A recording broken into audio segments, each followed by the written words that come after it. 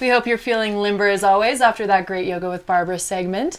And we are here with Josh Baroff and Heidi Lauterbach from the Telluride Mountain Club. Thanks for coming in, guys. Hi. Appreciate having you. First and foremost, we love talking about how you got to Telluride. Josh, take it away. I came here when I was almost 20 years old, took a break from college and never left. That was almost 29 years ago. Wow. That's amazing. Yeah. What have you been doing since you arrived? Well, you know, I started as a ski bum, of course, and eventually ended up with a family and then had to make some money, so I became a contractor. I run a company and then run the Telluride Mountain Club on the side with Heidi here. Fantastic. Yeah. And Heidi, how did you get to Telluride so many years ago? Telluride chose me. I arrived for a job and have been here ever since, just trying to live the dream. Yeah. Doing the freelance life and moving around with the Mountain Club as well. Yep, that's right. So how long has the Telluride Mountain Club been in service of the region? Pete Ingalls started the Telluride Mountain Club in 1987 as an avalanche awareness group. And it pretty much stayed as a ski and climbing organization for, 20 years or so. And in the last about 10 years, we've kind of started to move towards trails work and trails advocacy and sort of expanding our services recreationally to encompass all users of the outdoors here in Telluride. Fantastic. So it's moved from skiing to all things mountain. Pretty much, yeah. Yeah, fantastic. And when did both of you get involved? I became the president of the club in 1996, and I served for, I think, 4 years. And then I handed it over to Tor Anderson. Tor then brought on a board of directors, made the club an official 501c3, and handed it back to me like 6 years ago or something. Yeah, seems about right. Something like that. Yeah. And Heidi, how about you? I've been working with the Mountain Club for 5 years. Okay. Yeah. Great. So one of the things that you alluded to is trail work and the things that the Mountain Club is doing for trails in the region. And there's a new initiative that has taken hold. Can you tell us a bit about that? Yeah, so we've been working on trails probably for about the last 5 years, and it all started in 2015 with a survey that was the result of a trails subcommittee of the Mountain Club.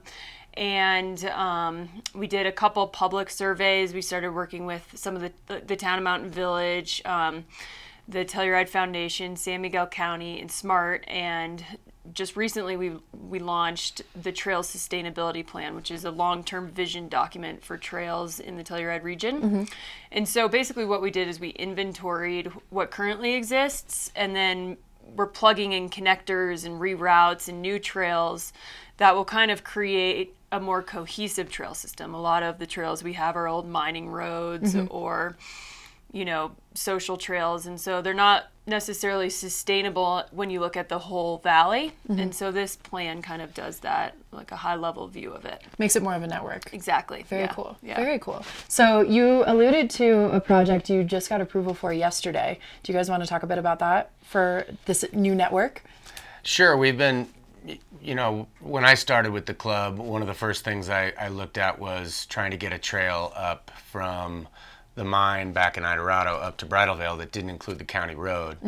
It's Telluride's most hiked trail is actually the county road, and you see people out there in the dust and the cars, and I've always thought it would be great to have a trail that would come up through the woods. And in working with Idorado recently, we finally were able to reach an agreement which has been agreed upon by all parties. It hasn't yet been signed by the county, but the county's going to take an easement from Idorado, and we're going to get to build a trail basically from the parking lot at the tailings ponds through the woods up to the base of Bridal Veil that doesn't touch the county road. That's fantastic. Yeah, less dust exciting. and rocks in the face and diesel fuel. It's a fantastic trail. It's absolutely stunning. It's going to eventually need a bridge, which we've cited. That's, again, just a fantastic location. We're going to have to raise funds to build it. But the trail begins construction in 3 weeks. Fantastic. That's so great.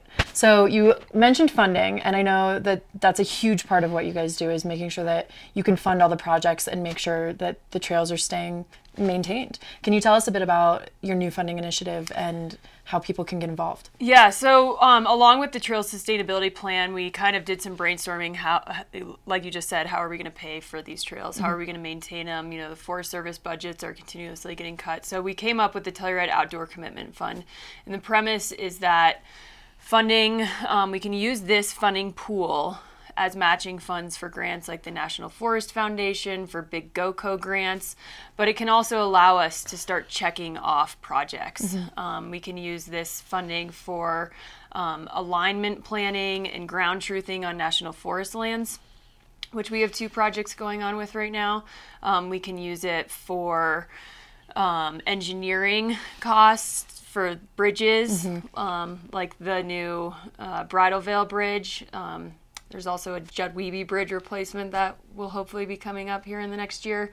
And then allowing us to kind of check some of these boxes, get NEPA done, allow us to coordinate with a lot of these different entities and landowners in the region.